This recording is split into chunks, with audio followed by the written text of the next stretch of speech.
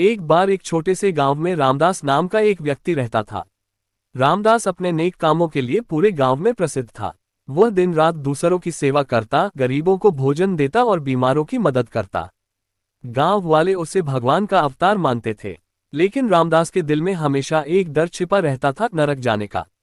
उसने बचपन से सुना था कि चाहे कितने भी अच्छे कर्म करो, एक गलती भी तुम्हें नरक में पहुंचा सकती है। एक दिन रामदास खेत में काम कर रहा था, तभी वहां एक बूढ़ा साधु आया।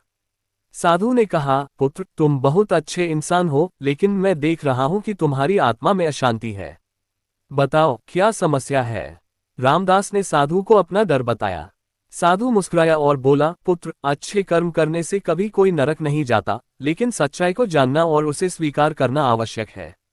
मैं तुम्हें एक रहस्य बताने आया हूं। क्या तुम सच्चाई जानने के लिए तैयार हो?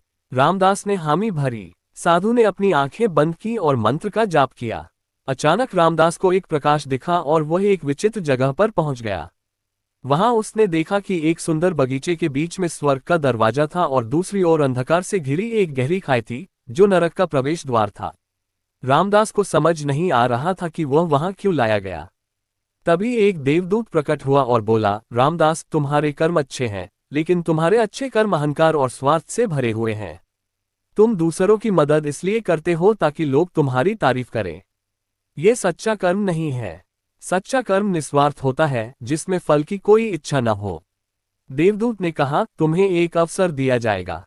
अगर तुमने सच्चे कर्म किए तो तुम स्वर्ग जाओगे, अन्यथा तुम्हारा अहंकार तुम्हें नरक में ले जाएगा।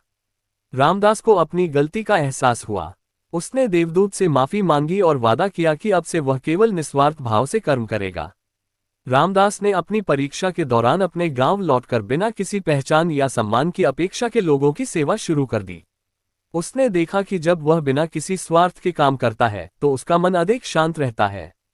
धीरे धीरे गांव वालों ने भी यह बदलाव देखा और उससे प्रेरणा ली। रामदास ने अंततः समझ लिया कि अच्छे कर्म तभी सच्चे माने जाते हैं जब वे निस्वार्थ और प्रेम से किए जाएं। जब उसकी आत्मा पूरी तरह शुद्ध हो गई तो देवदूत फिर प्रकट हुआ और उसे स्वर्ग का मार्ग दिखाया। रामदास ने मुस्कुराते हुए उस मार्ग पर कदम रखा और सच्चे कर्मों का सही महत्व समझकर स्वर्ग की ओर बढ़ गया। अच्छे कर्म केवल बाहरी दिखावा नहीं होते। उनका मूल्य तभी है जब वे निस्वार्थ, सच्चे हृदय और प्रेम से किए जाएं। अन्यथा उनका फल नहीं मिलता।